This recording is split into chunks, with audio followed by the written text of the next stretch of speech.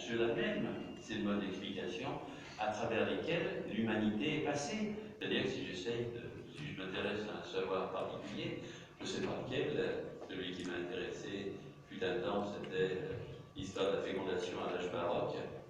Si je m'intéresse à la manière dont on pensait comment pouvait advenir un enfant, dans un premier temps, c'était le baiser, la bouche qui pouvait en être responsable. Plus clairement, dans l'histoire des sciences, on a considéré que la femme était une matrice complètement inerte et que l'homme était celui qui apportait, que disent les enfants, la petite graine. Et puis ultérieurement, on a découvert en définitive qu'un spermatozoïde et puis un ovule, c'était deux cellules. Extraordinaire ça.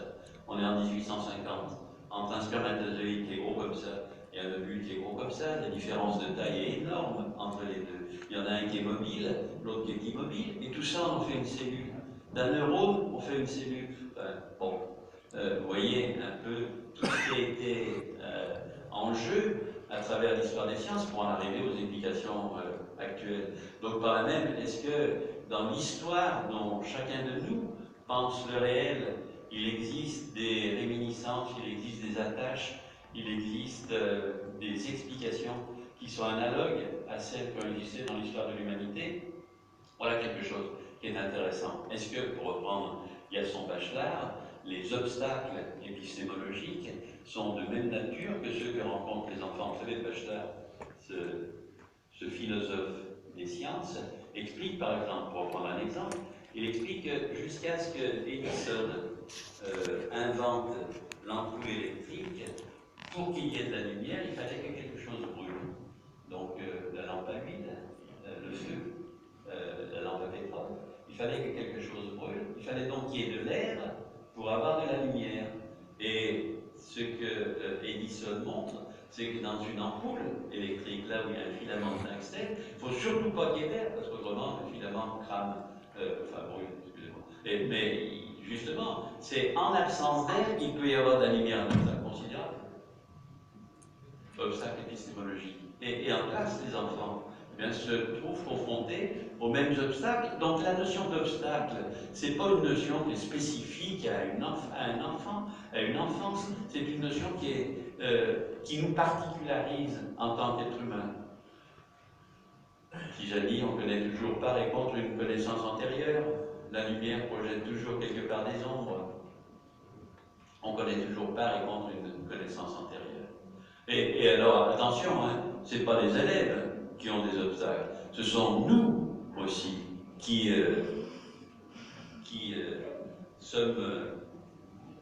sommes constitués par une somme d'obstacles à la compréhension de tous les phénomènes qui nous animent. Je veux dire que par rapport aux luttes que vous avez utilisées, si les uns et les autres cherchions à comprendre pourquoi 4 fois 2 cordes, ou bien pourquoi 4 cordes seulement, et l'harmonie qui peut s'en suivre, et la mathématisation possible de cette harmonie, les questions que se posait Pythagore par exemple, on verrait tous les obstacles qui peuvent exister en nous pour tenter de comprendre comment cet objet-là produit le son qu'il produit par rapport à un objet similaire, mais qui aurait un nombre de cordes différents. Et puis contradidactique, alors là, les contradidactique a donné naissance avec la situation didactique à des concepts qui sont propres au départ aux enseignants de mathématiques, pardon, aux didacticiens de mathématiques, mais qui ont fait florès depuis la dévolution. Comment est-ce que c'est un vieux mot français, comment en quelque sorte on introduit, oui, on peut le dire comme ça, comment est-ce qu'on introduit un élève dans une situation que l'on souhaitait, une situation d'apprentissage-enseignement. Je vais trop vite sur l'évolution, mais ce n'est pas l'objet. Je vais en venir à ce qu'est pour moi la didactique aujourd'hui. Vous voyez, je passe très vite. Je dis à un moment, la didactique, ça a été ce champ conceptuel, ce champ notionnel. Et aujourd'hui, qu'est-ce qu'elle est? Alors, il me semble que toujours dans cette compréhension de la manière dont un élève peut acquérir un savoir, Il y a une réflexion épistémologique, c'est celle, d'une certaine manière, que j'ai illustrée. Et puis, il y a deux domaines, il me semble, qui sont plus récents,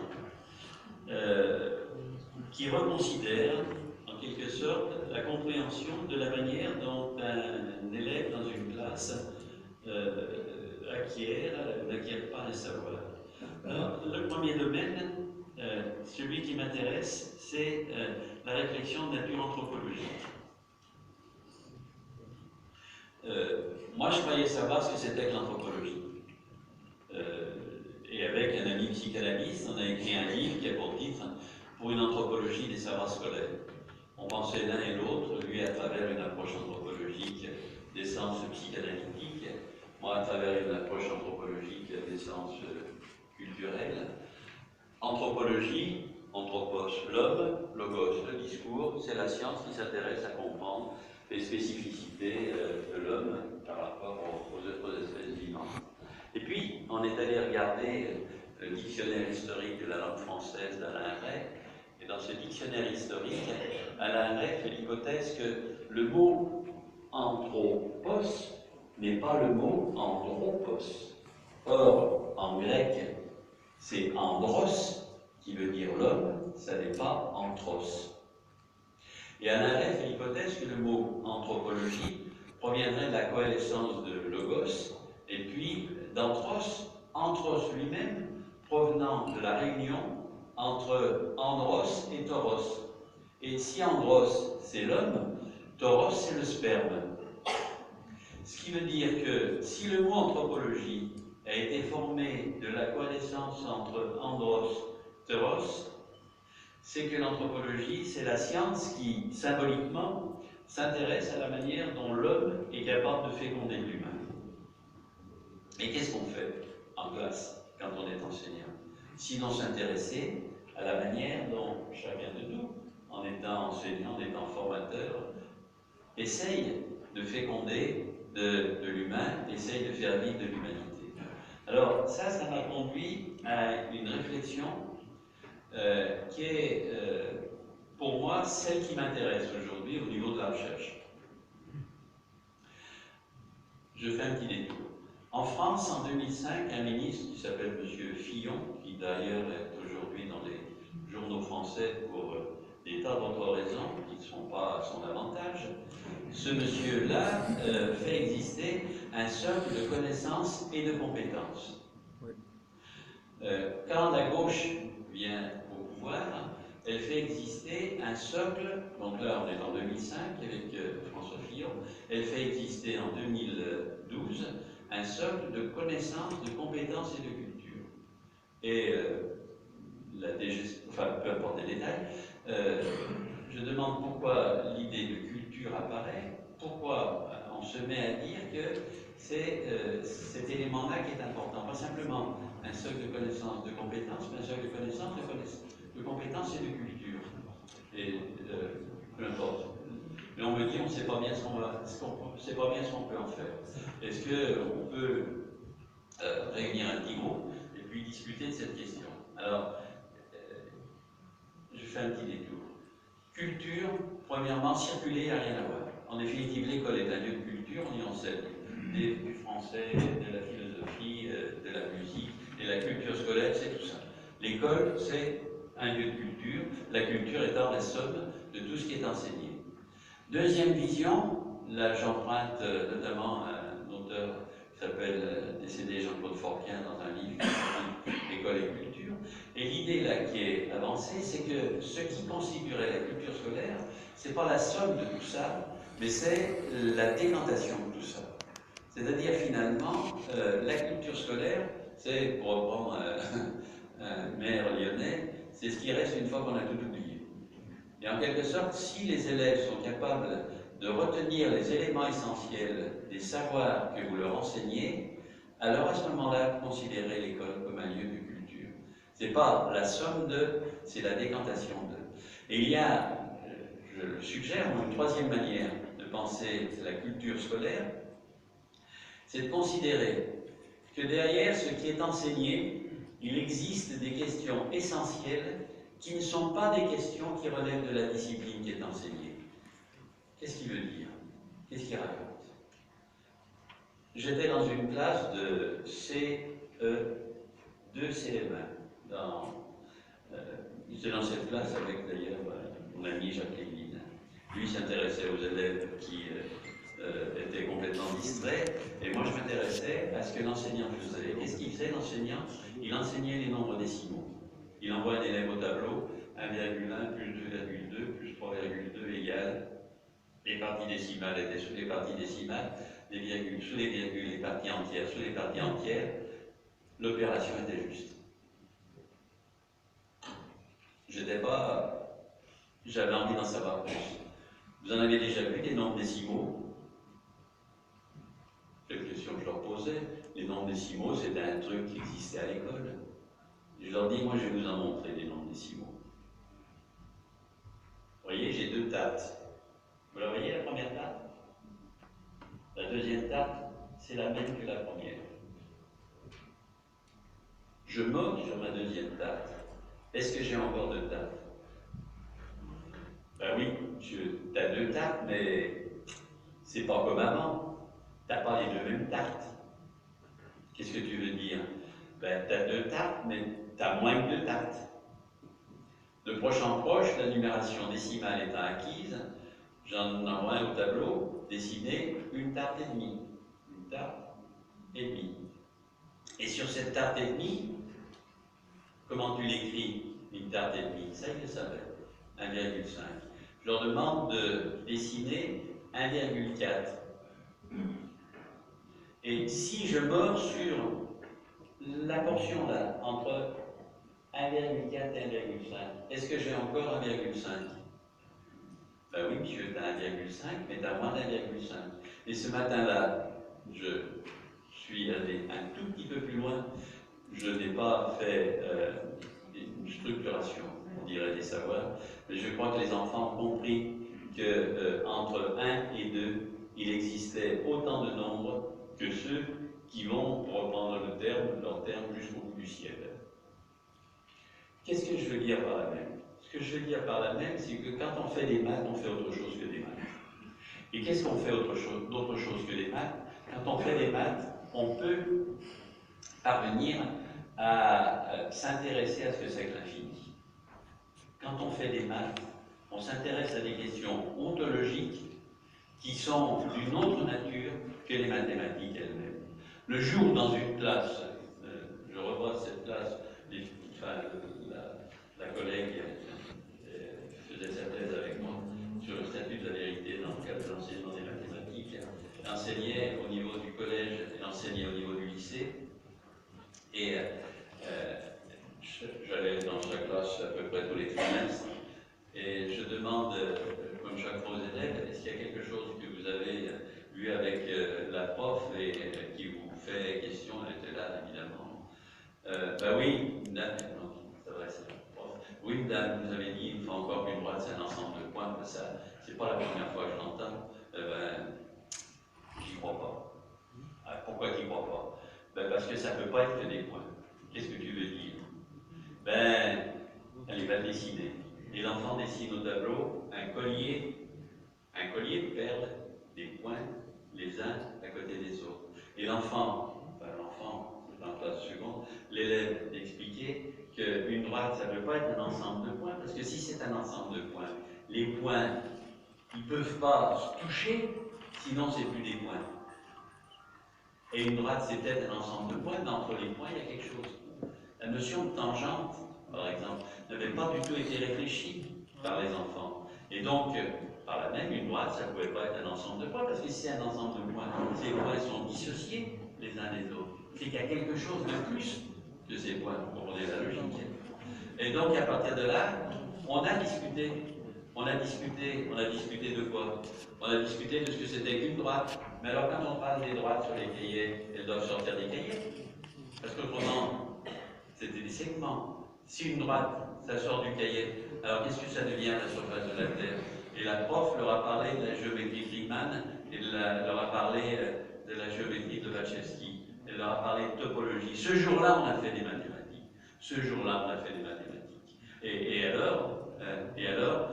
Ben, tout a bien à partir de là. Parce que si je m'intéresse à la géométrie, ce qui est important, c'est de leur faire comprendre peut-être qu'un cercle, ça n'existe pas.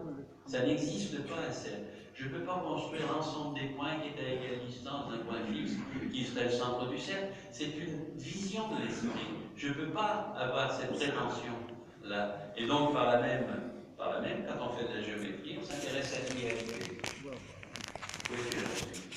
En train de suggérer que chaque fois que j'enseigne une discipline, j'enseigne bien autre chose que cette discipline. J'enseigne, en quelque sorte, ces grandes questions qui sont au cœur des disciplines. Alors, on pourrait les prendre les unes après les autres, on ne va pas le faire, mais je veux dire, la discipline qui m'a formé au départ, c'est-à-dire qui s'appelait à l'époque les sciences naturelles, qui s'appelle aujourd'hui les SVT. Quand je fais de la biologie, je m'intéresse au même et l'autre. J'étais il n'y a pas très longtemps avec un groupe de jeunes filles autour d'une de mes petites filles, et classe de première, et elles avaient découvert que la durée de vie des cellules épithéliales de la bouche est de quelques jours, et que la durée de vie des cellules sanguines est d'à peu près 1 mois, des cellules intestinales aussi de quelques jours, et donc par là même qu'à part les cellules nerveuses, la totalité de mon corps se reconstitue. Qu'est-ce qui était au cœur de cette réflexion? C'est la dialectique du même et de l'autre. Je suis toujours le même, mais en définitive, je suis toujours autre chose que ce que je suis. Et donc, si j'arrive à faire découvrir aux enfants qu'une grenouille, c'est comme je ne sais quel moineau, que c'est comme je ne sais quel insecte, ce que l'on fait découvrir, c'est la dialectique de l'unité et de la diversité.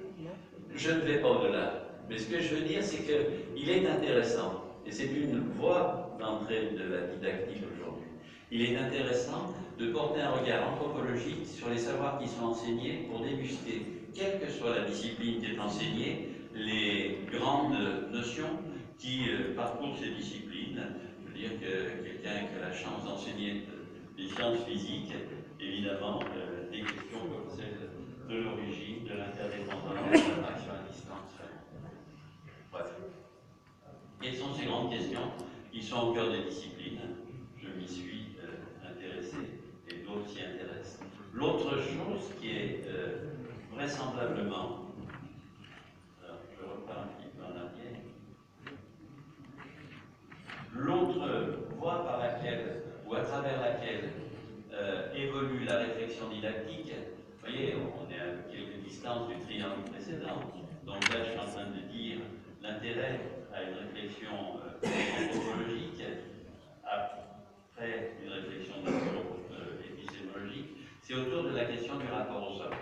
En définitive, cette question qui a été théorisée par deux collègues qui s'appellent Bernard Chambaud et Jackie Bayrou, c'était à l'origine, c'est-à-dire quelqu'un qui se voulait, enfin quelqu'un qui est un sociologue, Bernard Chambaud, et quelqu'un qui était intéressé par la psychanalyse, même si ce n'était pas sa formation d'origine, puisqu'il était historien, Jackie Bayrou. Ces deux collègues-là ont suggéré, dans le droit fil d'ailleurs d'autres auteurs, empruntant pour Jackie Bayrou à Jacques Lacan notamment, ont suggéré qu'en définitive, ce qui se passe dans une classe, et ce qui fait alors pour reprendre les termes de Maggie, la professionnalité d'un enseignant, c'est de comprendre le rapport au savoir que les élèves peuvent vivre chaque fois que, en tant que prof d'une discipline, on les confronte à cette discipline. Et il me semble que ce rapport au savoir peut être, c'est une manière de poursuivre le début de réflexion, vraiment l'embryon de réflexion autour de la question du sens. C'est une manière d'y répondre que de dire que le rapport au savoir d'un élève peut se fonder sur une compréhension épistémologico-historique, c'est-à-dire d'où vient le savoir qui m'a enseigné et comment il est structuré, peut se fonder sur un rapport identitaire et peut se fonder sur un rapport pédagogico-didactique. Cette question-là qu'on n'a pas abordée, et puis dont on peut se dire qu'elle est d'une autre nature, elle est fondamentale. On observe en France des enfants qui échouent à l'école alors qu'ils ont tout pour réussir. Quand je dis qu'ils ont tout, ils ont toutes les opérations intellectuelles nécessaires, mais c'est trop dangereux. pour eux de réussir à l'école. Pour réussir à l'école, il faut être assuré sur son identité. Des enfants qui sont dans des situations d'émigration, parfois de la 3e ou voire de la 4e génération, sont des enfants qui ont beaucoup de difficultés à savoir quelle est l'identité à laquelle ils appartiennent. Or, pour réussir à l'école, il faut accepter de changer d'identité. Pour réussir à l'école, il faut avoir entendu un père, une mère, un grand-père, un oncle, quelqu'un auquel on croit, qui vous a dit un jour, mon fils, ma fille, tu pourrais être demain autre chose que ce que je suis, autre chose que ce que tu es, et tu pourrais être mon fils ou ma fille. Tu continueras à être mon fils ou ma fille. Il y a, dans tout processus d'acquisition de savoir, une question qui est d'une autre nature. Et je crois qu'on n'a pas souvent pris le temps de tenter de comprendre pourquoi un jour on s'était intéressé à l'école et en définitive comment on a accepté de devenir autre que ce que l'on est. Où est-ce que j'en suis? À chercher à dire que par rapport à l'ingénierie pédagogique, par rapport à ce que Maggie a développé précédemment, il y a du côté de la didactique un certain nombre de domaines qui sont intéressants à ajouter, non seulement cette réflexion épistémologique, mais aussi une réflexion anthropologique et aussi, bien sûr, la didactique a été largement pourvoyeuse de cette réflexion sur le français dont on a parlé hier. Alors, quand tout à l'heure Maggie disait la didactique, c'est ce qui peut... c'est ce qui est avant et c'est ce qui est après la situation de classe, c'est ce qui est avant et ce qui est après la classe, c'est ce qui est avant et c'est ce qui est après, et c'est ce qui est dedans. C'est ce qui crée le dedans, parce que si on met au cœur de tout apprentissage la notion d'obstacle, à quelles difficultés les élèves ont-ils se trouver confrontés, ce qui est au cœur, ce qui est le noyau même, ce qui est le noyau dur de la situation d'apprentissage, c'est cela. Et je pense que dans l'ingénierie curriculaire qu'on a à mettre en place, si on allait jusqu'au terme, en définitive, cette notion d'obstacle, elle est centrale. C'est-à-dire que chaque fois que j'ai quelque chose à enseigner, une fois quelles sont les difficultés auxquelles sont confrontés les élèves. Alors, j'ose toujours, petite séquence publicitaire. Si on enlève le S, c'est bien mieux. Avec Jean-Pierre Astolfi, un que sais-je sur la didactique des sciences. Ça, ce livre, j'en étais très fier, je ne l'ai pas écrit, je l'ai seulement coordonné. Savoir scolaire et didactique des disciplines.